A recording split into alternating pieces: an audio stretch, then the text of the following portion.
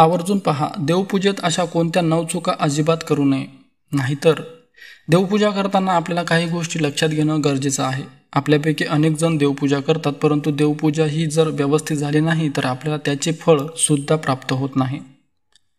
आणि म्हणून अनेक जण असे म्हणतात की आम्ही अनेकदा दिवसभरातून 2 ते 3 वेळा देवपूजा करतो, तरी आमच्या जीवनामध्ये अडीअडचणी, कटकटी निर्माण होत असतात.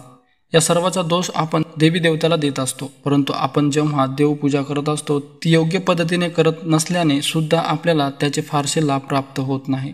कळत न कळत आपल्या हातून असे अनेक चुका घडू लागतात आणि या चुकांमुळे आपल्या जीवनामध्ये अडीअडचणी, दारिद्र्यता व गरिबी निर्माण होते. चला तर मग जाणून घेऊया, देवपूजेत अशा कोणत्या 9 चुका अजिबात करू नये. नंबर 1.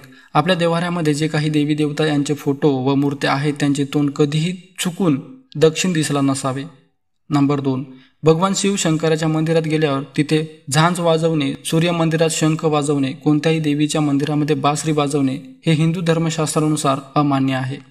नंबर 3. देवांच्या फोटोला किंवा देवाच्या मूर्तीला गंध लावत असतो, त्यावेळी कोणत्या बोटाचा उपयोग करावा हे सुद्धा अनेकांना माहीत नसते. देवी देवतांना गंध लावताना आपल्या करंगळीच्या बाजूला असणारे बोट, त्याद्वारेच आपल्याला गंध लावायचा आहे.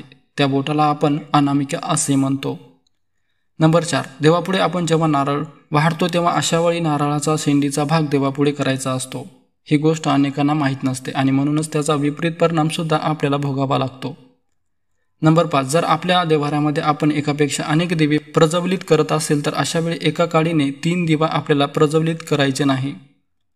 नंबर 6. आपल्यापैकी अनेक जण दिव्यातील वात हाताने सारतात, हे सुद्धा हिंदू शास्त्रामध्ये चुकीचे मानले गेले आहे.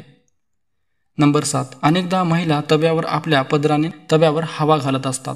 आपल्यापैकी अनेकांना माहीत आहे की पदराने हवा केव्हा घातली जाते.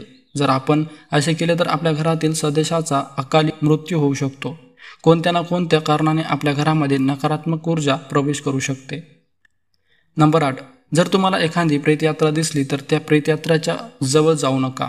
पण जर कोणत्याही कारणाने जर तुम्ही जवळून गेला असाल तर अशावेळी त्या प्रेतयात्रेला नमस्कार अवश्य करा. यामुळे कोणत्याही प्रकारची बाधा उत्पन्न होणार नाही. नंबर 9. जर तुमच्या घरातील सदस्याला एखाद्या व्यक्तीने नवीन कपडे दिले असतील तर ते नवीन कपडे परिधान करून अजिबात झोपू नका, कारण की नवीन कपडे परिधान करून झोपणे अशुभ मानले जाते. जेव्हा एखादा व्यक्ती मृत पावतो तेव्हा त्याच्या अंगावर कोरे व नवीन कपडे घातले जातात. नंबर 10. आपल्या स्वयंपाकघरातील मीठ कधीही हाताने घेऊ नये, तसेच आपल्या तळहातावर ठेवू नये. असे कृत्य ज्या घरामध्ये वारंवार केले जाते त्या घरामध्ये माता लक्ष्मी वास्तव्य करत नाही व त्या घरामध्ये नेहमी अवलक्ष्मी म्हणजेच दारिद्र्यता वास करत राहते. नंबर 11. आपल्यापैकी अनेक जण श्री गणेशांना तुळस वाहतात, परंतु एक गोष्ट नेहमी लक्षात ठेवा की गणेश चतुर्थी कोणत्याही तिथीला श्री गणेशांना तुळस अर्पण करू नका, कारण ही तुळस श्री गणेशांना अप्रिय आहे. म्हणून श्री गणेशांना तुळस कदापि वाहू नये. त्याचबरोबर दक्षिण दिशेला पाय करून अजिबात झोपू नये. नंबर 12. अनेक जण उंबरठ्यावर शिंकतात. असे केल्याने सुद्धा अनेक अशुभ घटना घडतात.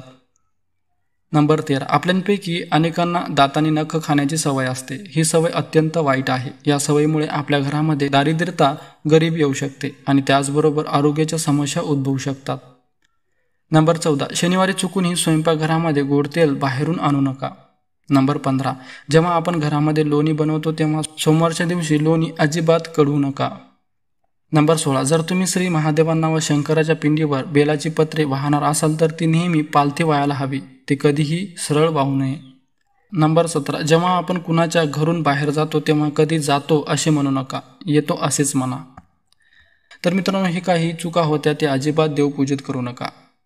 मित्रांनो, हा व्हिडिओ तुम्हाला आवडला असेल तर व्हिडिओला लाईक आणि तुमच्या मित्रांबरोबर शेअर करा. धन्यवाद.